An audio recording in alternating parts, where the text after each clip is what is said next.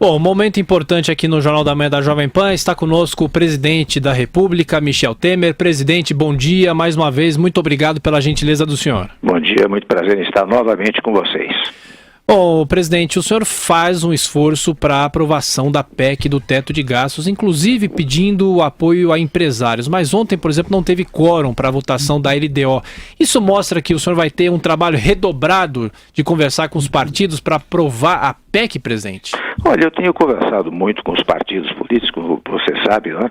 E até esta conversa tem tido bons resultados, tanto que a esta altura praticamente 6 partidos, por conta própria, já declararam questão fechada votar na proposta de emenda constitucional que limita os gastos públicos. Aí eu tenho conversado seguidamente, continuaremos conversando todos nós a partir de hoje e até a segunda-feira, quando se dará a votação. Eu tenho a sensação, pelas reuniões que eu tenho tido com deputados e as mais variadas reuniões, que há muita possibilidade de aprovação. Aliás, eu digo quase segura a aprovação do teto de gastos. Professor Marco Antônio Villa. Presidente Michel Temer, bom dia. Bom dia, Villa. Deixa eu perguntar para o senhor uma questão política, né? O senhor recebeu uma herança maldita, econômica, numa situação desastrosa, a pior da história do Brasil republicano, uma situação econômica muito grave e tal. Até o governo agora está fazendo uma campanha que o Brasil vai sair, né, tem de sair do vermelho. Não sei se tem duplo sentido aí, político e econômico. A pergunta que eu faço ao senhor, será que vai ser, a população brasileira poderá saber que governo, que situação econômica o senhor encontrou nos ministérios, nos bancos, nas agências, em suma, tudo aquilo que de uma forma ou de outra tem relação direta com o governo federal, não é uma devassa, não é nesse sentido de vingança, ao contrário, é de justiça. Nós sabemos qual é a situação do Brasil quando o senhor assumiu, primeiro como presidente interino e agora como presidente de fato?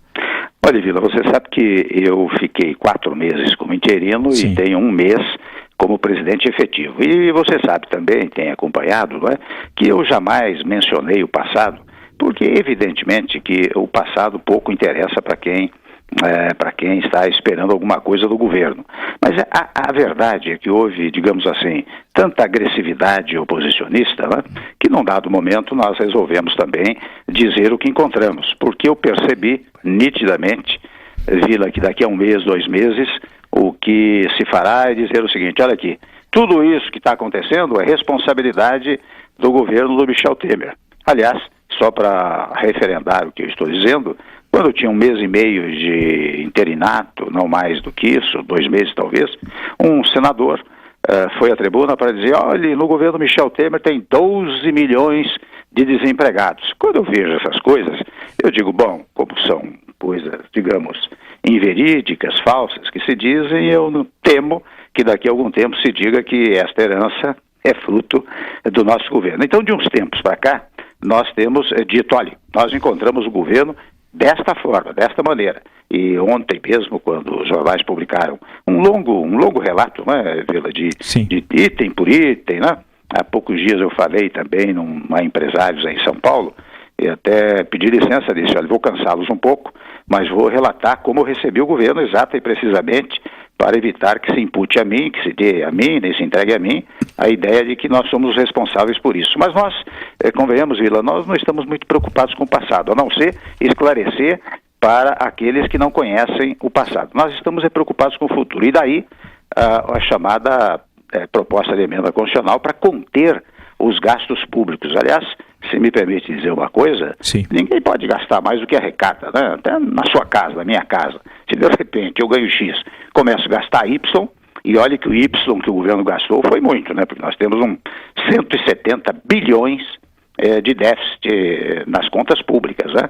Então, se você gasta mais, você tem que traçar um plano para reduzir as despesas. O Estado brasileiro não está fazendo mais do que isso. Aliás, eu quero também acrescentar que eu tenho pesquisas revelando que se essa medida tivesse sido tomada há 4, 5 anos atrás, da limitação dos gastos públicos, né, nós não teríamos o déficit que temos hoje. Então eu acredito que nós temos, primeiro, relatado o que aconteceu. Agora não vamos a todo momento também voltar ao que aconteceu. O que aconteceu, já está registrado e divulgado, né? Nós queremos olhar o futuro, queremos olhar o desempregado, né? Claro, e justamente, presidente, me permita, é sobre essa questão do que encontrou e o que deve fazer.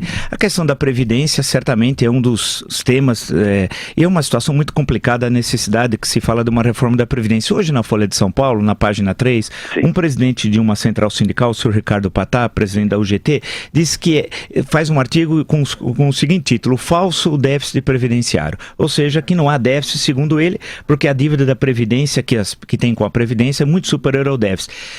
Presidente, quando nós podemos ter esses números, que envolve todas essas questões, como por exemplo agora na questão em tela, a questão da Previdência, existe déficit? Ela é importante fazer essa reforma?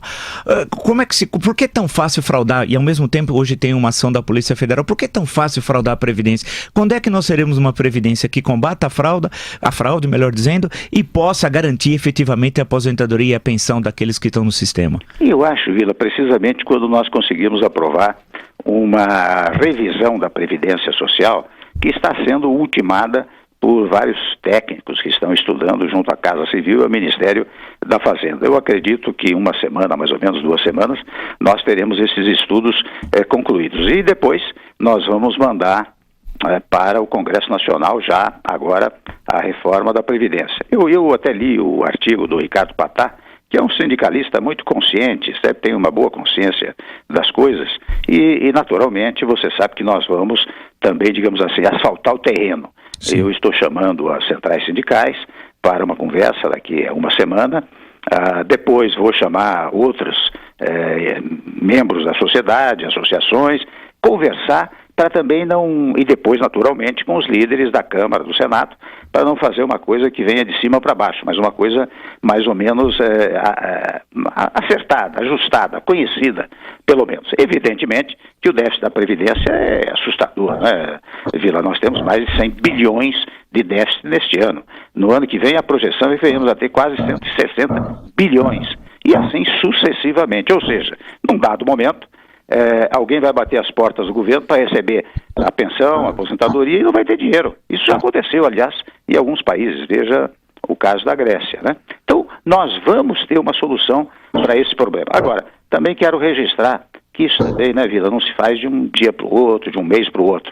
Nós temos que tomar as medidas agora de natureza legislativa, executiva, para produzir resultados mais adiante. Eu me dirijo especialmente aos jovens que hoje estão trabalhando, né? Diz, olha, meu caro, se você não patrocinar, não ajudar nisso, quando você se aposentar, você não vai ter o que receber. Eu acho que logo nós teremos uma solução para isso, Vila. Presidente Michel Temer, a pergunta agora é de Vera Magalhães. Vera. Bom dia, presidente. Bom dia, aqui é a Vera, tudo bem? Tudo bem. Presidente, enquanto o governo faz esse esforço de comunicação para convencer a população de que é preciso gastar menos, de que é preciso austeridade, que é preciso também um certo sacrifício dela própria população, porque vai ter corte ali em alguns serviços, mantém algumas práticas antigas, como nomear, por exemplo, um réu, o deputado Marques Beltrão, para o Ministério do Turismo. Não existe uma contradição entre pedir a compreensão da população para essa defesa da responsabilidade fiscal e a manutenção de uma certa irresponsabilidade no campo da política? Quando que vai haver condescendência zero com a corrupção? Vera, em primeiro lugar, porque você sabe o quanto, embora eu reitero sempre, né, o Executivo jamais vai poder interferir no Judiciário, no Ministério Público, mas eu tenho, diante de insistentes perguntas, dito o seguinte, olha aqui, em matéria de Lava Jato, o governo jamais vai interferir, ao contrário, vai sempre prestigiar. Acho que está fazendo um benefício ao país que vá para frente, primeiro ponto. Segundo ponto, o Beltrão, que foi agora nomeado ministro, não está envolvido na Lava Jato. Sabe qual é o caso dele? O caso dele é o seguinte, ele era prefeito de uma pequena cidade lá de Alagoas e formou-se um fundo de previdência complementar e num dado momento, a prefeitura mandou para o INSS algumas guias de recolhimento sem o correspondente pagamento. Mandou as guias sem ter recolhido. Foi um equívoco, sem dúvida alguma. O Ministério Público de lá, detectando isso, entrou com uma ação e quando entraram com a ação, a prefeitura, imediatamente recolheu os valores, né? Bom, eu esperei um tempo, embora convencido, com toda franqueza, de que aquele pagamento, de qualquer maneira, ele impede qualquer condenação. Isso é tranquilo no Supremo Tribunal Federal. Mas eu esperei um tempo para verificar se o caso dele seria julgado pelo Supremo, já que, tendo sido ele eleito deputado federal, o caso veio para o Supremo Tribunal Federal. Mas percebi que isso só vai se solucionar, talvez, no ano que vem. Muito bem, recentemente eles me trouxeram um parecer do professor Aristides Junqueira, que é um ex-procurador-geral da República, dizendo mais ou menos isso que eu estou dizendo aqui. Juntou vários acórdãos do Supremo Tribunal Federal, dizendo, olha, se houve algum equívoco, e olha, se houve também o pagamento, não há mais como condenar o indivíduo. Então, veja, não foi um crime praticado até, digamos assim, de natureza muito pessoal, como um crime, digamos, da Lava Jato, qualquer coisa dessa natureza, né? Foi um crime mais institucional, né? Então, eu, num dado momento, disse, olha, há muito tempo um ministro interino, eu vou nomear o Marcos Beltrão. Estou pessoalmente convencido, olha, veja bem, tomando toda a cautela para dizer que a decisão, evidentemente, é do Supremo Tribunal Federal. Isso não significa nenhuma influência, é uma mera opinião jurídica minha e, no particular, alicerçada, ancorada pelo parecer do Aristides Junqueira. Pergunta agora de Denise Campos de Toledo, presidente. Presidente, eu queria entender exatamente o objetivo da propaganda que começa a ser feita agora para tentar garantir apoio ao governo nessa questão da PEC dos gastos, porque é consenso da sociedade que há necessidade do setor público cortar gastos mesmo. Há muito tempo, aliás, isso é cobrado do governo, já foi alvo do processo de impeachment da presidente Dilma, exatamente essa irresponsabilidade. Agora, eu acho que do ponto de vista de comunicação com a sociedade, um desafio muito maior para o governo vai ser a reforma da Previdência. Hoje, essa tentativa de obter apoio da sociedade para a PEC tem a ver com dificuldades mesmo de tramitação no Congresso. Há um receio de que o Congresso não apoie essa PEC, presidente? Não, Denise, você sabe que não há esse receio. Eu acabei de dizer até que nos contatos todos que nós estamos mantendo, nós vamos ter uma ampla maioria, porque nós precisamos de 308 votos, né? Uma maioria qualificada, portanto. Mas, você veja, ao longo do tempo, a sociedade sempre cobrou que o Estado contivesse os seus gastos públicos, o que não foi feito ao longo do tempo. Nós resolvemos fazê-lo, né? E fazê-lo de uma maneira muito objetiva, com essa proposta de emenda constitucional. Agora, todos me dizem o seguinte, olha aqui, não basta convencer o Congresso, é preciso que a população também, o povo esteja convencido disso, que o desempregado saiba que esta proposta de emenda constitucional visa exatamente a criar uma credibilidade, uma confiança geradora de investimentos que permitam empregos, né? Então nós fizemos este esclarecimento. Veja que é um esclarecimento que começou ontem e vai até domingo, por aí, em relação ao teto. Agora, subsequentemente, depois, nós vamos, quando lançarmos a reforma da Previdência no Congresso, daí nós vamos esclarecer. Não será esclarecimento apenas ao Congresso, mas a todo o povo brasileiro, da importância de aprovar uma reformulação previdenciária. Eu acho que isso ajuda, viu? Porque você sabe que eu passei 24 anos no Legislativo, e o Legislativo também se sensibiliza pela opinião pública. Então, se a opinião pública estiver sensibilizada favoravelmente, isso também ajuda o voto do parlamentar. Presidente Temer, a Joséval Peixoto, saudando a sua pessoa. Muito obrigado, Joséval, um abraço. Nossa Constituição fala no 57, inciso 57 do artigo 5º, que ninguém será considerado culpado até o trânsito em julgado de sentença penal condenatória. A pergunta é para o constitucionalista. O que o senhor achou da decisão do Supremo ontem, cortando, na verdade, este preceito da Constituição? Você sabe, Joséval, nós que somos velhos amigos lá da academia, né? Hoje não fala mais o constitucionalista, né? Fala o presidente da República. Então é preciso muita cautela com aquilo que se diz. Eu não posso ficar a todo momento fazer avaliações do que o Supremo decide ou não decide, né? Mas eu creio que foi uma maioria até apertada, foi 6-5, né? O voto 6-5. Para definir alguns, evidentemente, baseando-se no dispositivo constitucional que você acabou de mencionar. Outros entendendo que a segunda instância já é suficiente para provar, digamos assim, o delito por inteiro, né? Eu preferia, Joséval, se você me permite, não dar palpite nessa matéria, né? Uma matéria do Supremo. Ontem ainda, eu confesso a você, eu fui gentilmente convidado pela minha presidente Carmen Lúcia para fazer uma visita ao Supremo, e na sessão do Supremo nós comemoramos ambos e todos os 28 anos da Constituição. Ontem foi o aniversário da Constituição, né? E lá, o ministro Celso de Mello fez um belíssimo discurso, dizendo, olha, como dizia Rui Barbosa, o Supremo é o último a falar, tem até o direito de errar, mas é o último a falar, né? Ou ele acerta ou ele erra, mas é a última palavra. De modo que eu respeito institucionalmente, respeitosamente, a decisão de quem dá a última palavra judicial no nosso país, né? Então eu só faço mais uma pergunta ao senhor. O que o senhor achou do lançamento do programa Criança Feliz ontem? Eu fiquei feliz, né? Eu acho que foi uma coisa... A foto está bonita da sua esposa. Está bonita, é verdade. Você sabe que essas coisas são muito... E até quero registrar que a Marcela sempre teve muita vocação para essa atividade, né? Uma atividade voluntária, naturalmente, mas o Criança Feliz, que foi lançado pelo Ministério do Desenvolvimento Social, tem um objetivo muito nobre, né? Porque a ciência, nos últimos tempos, revela que a formação, a personalidade do ser humano, né, se dá entre os 0 e 3 anos.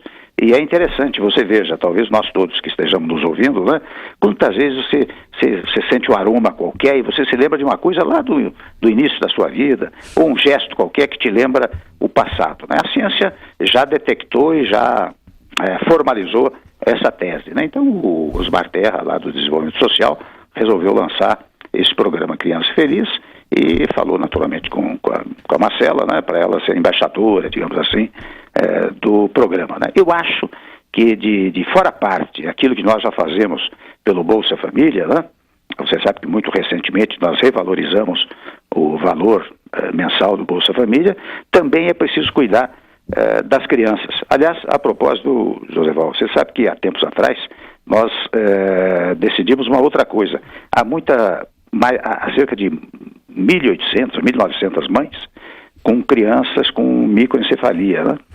E no programa Minha Casa Minha Vida, nós determinamos que essas mães, quando se inscreverem no programa, não tem que passar por sorteio, por avaliação, coisa nenhuma. Vai direto para casa, porque nós sabemos o drama de uma família com uma criança com microencefalia, né? Professor Villa. Presidente, falando em reformas, a reforma trabalhista, claro, é muito falada e uma das questões centrais aí do seu governo e da necessidade do país, é falado há muito tempo e tal. O governo quer propor a jornada de 12 horas diárias? Eu digo isso, presidente, porque esse foi um tema da campanha municipal, inclusive. O governo defende 12 horas diárias de trabalho? Você veja, Vila, como a nossa cultura política é enviesada, né? Você sabe que, eu vou contar a vocês como apareceu essa coisa das 12 horas. O ministro do Trabalho me contou, estava numa reunião com alguns sindicalistas, num congresso, e alguém mencionou o caso das enfermeiras, 12 horas por 36, e daí a conversa evoluiu e as pessoas disseram, bom, poderíamos ter um sistema pela qual o trabalhador trabalhasse 4 dias por semana, né, fazendo, portanto, 48 horas, ou 3 dias e meio, fazendo 44 horas, que é o horário de trabalho semanal, e folgaria 3 dias e meio, ou então trabalharia em outra atividade nesses 3 dias e meio. Muito bem. Quando se foi comunicar isso lá no Ministério, enfim, os sindicatos, disseram, olha, agora o governo está exigindo 12 horas diárias de trabalho, e vou acrescentar, que é o que aconteceu na campanha eleitoral, convenhamos, com muita falsidade. 12 horas, segunda, terça, quarta, quinta, sexta, sábado e quem sabe no domingo. Ora, isto é uma inverdade que, embora desmentida, é uma coisa curiosa. Embora o ministro desmentisse, todos desmentissem, eu tive a oportunidade também de dizer que isto não era exato, né? Mas ainda assim foi usado politicamente, mas é uma inverdade absoluta. Aliás, a reforma trabalhista, Vila, ela já começou a ser feita pelo próprio Supremo Tribunal Federal. Você sabe que há 2 decisões do Supremo permitindo o chamado acordado sobre o legislado, né, que é uma tese que nós estamos pregando há bastante tempo. Então, o que é isso, presidente? Explica, por favor, o senhor como constitucionalista e professor agora. É o seguinte, Vila, os sindicatos patronais e os sindicatos de empregados podem se reunir num dado momento e dizer, olha aqui, para manter o emprego, nós vamos estabelecer um corte no salário. Vocês estão de acordo? Se vocês estivessem de acordo, nós aprovamos isto, né? Isso é um acordo que se faz entre as categorias de empregados e de empregadores, que, aliás, Vila, não é nova. Você sabe que mesmo no governo da senhora ex-presidente, ela editou uma ocasião, uma medida provisória, permitindo o corte de 30% do salário, desde que acordado, ajustado, entre empregadores e empregados, para manter o emprego. Qual é a vantagem dessa medida? Em primeiro lugar, você não cria um drama social que é o desemprego. Em segundo lugar, você mantém a arrecadação. Em terceiro lugar, você não despende dinheiro público, porque você sabe quando o sujeito fica desempregado, ele vai para o seguro-desemprego. Então foi uma coisa muito útil, e veja que eu estou apontando um fato do passado, mas que tem o nosso aplauso. Então, a reforma trabalhista vai mais ou menos por aí. E nós vamos, ao depois da Previdência, naturalmente, do teto, né? Nós vamos cuidar dela e ressaltando que o próprio Supremo Tribunal Federal já está cuidando dessa matéria pela interpretação do texto constitucional. Presidente, a gente vai entrando na reta final da nossa entrevista. A Vera Magalhães faz mais uma pergunta. Vera. Ontem o governador Geraldo Alckmin concedeu uma entrevista dizendo que ele acha que o governo está queimando todo o seu cacife para aprovar o limite de gastos, quando deveria inverter as prioridades e votar as reformas estruturais primeiro, porque isso sim seria o mais importante e aí a PEC dos gastos seria complementar.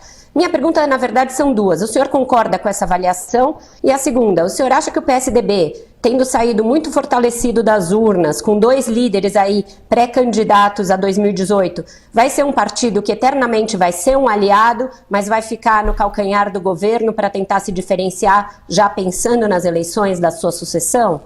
Olha, Vera, em primeiro lugar, essa votação que se deu no domingo revelou que a base aliada, porque hoje você sabe que nós temos quase 18 partidos apoiando o governo, que a base aliada venceu fantasticamente as eleições, o que significa, convenhamos, por via indireta, uma aprovação a tudo que foi feito até agora sob um foco eminentemente legal e constitucional. Esta é a primeira conclusão. A segunda conclusão é que eu levo sempre em conta as ponderações do governador Geraldo Alckmin, né? Mas aí eu sou obrigado a dizer que realmente, em primeiro lugar, você precisa fixar um teto para os gastos. E na sequência, você vai fazendo aquilo que o teto de gastos exige. Por exemplo, para preservar aquilo que for aprovado no teto de gastos, é preciso fazer uma reformulação previdenciária. É uma questão de método, talvez, né? Mas o método que nós escolhemos é um método, penso eu, também adequado. Denise. Presidente, o senhor falou dessa questão da importância do teto de gastos, só que o relatório do FMI, por exemplo, apontou que o Brasil só deve voltar a ficar com as contas no azul em 2020. O mercado prevê que isso aconteça em 2019, mas dependendo também da reforma da Previdência. Então eu queria saber como é que o senhor vê a tramitação dessa matéria no ano que vem, porque há urgência, se esperava que o governo apresentasse essa proposta com uma rapidez muito maior. O senhor falou em 2 semanas, talvez, para discussão ainda do que será apresentado.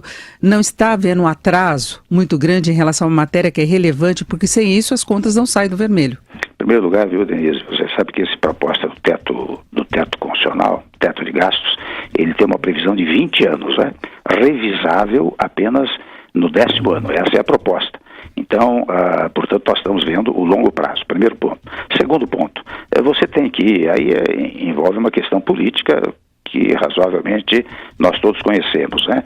Você precisa ir passo a passo, não dá para pensar que vai fazer tudo de uma vez e conseguir a aprovação de tudo. Então nós estamos fazendo de uma maneira, penso eu, muito equilibrada. Em terceiro lugar, se você me permite, ontem o FMI até fez uma declaração dizendo que as contas, que o Estado brasileiro pode voltar a ser a 8ª economia, ou a 7ª economia, talvez em 2017. Quer dizer, há uma palavra do FMI muito favorável ao que está acontecendo no Brasil. Agora, de fato, para, por exemplo, eliminação definitiva do déficit público, talvez nós tenhamos que ir até 2018, 2019.